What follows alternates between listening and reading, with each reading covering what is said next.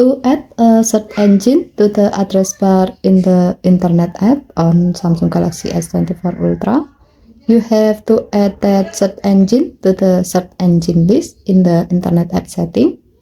To do so, open Samsung Internet app. Tap the three horizontal line icon at the bottom right, and then tap Setting. Tap Address Bar Search. Next, tap Add Search Engine to see all available search engine. And then select the desired search engine. As the example, we will select Bing. Tap the back key. As you can see, the selected search engine, in this case Bing, has been added to the search engine list.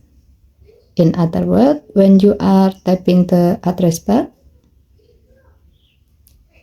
and then tap the search engine drop-down menu in the left side of the address bar,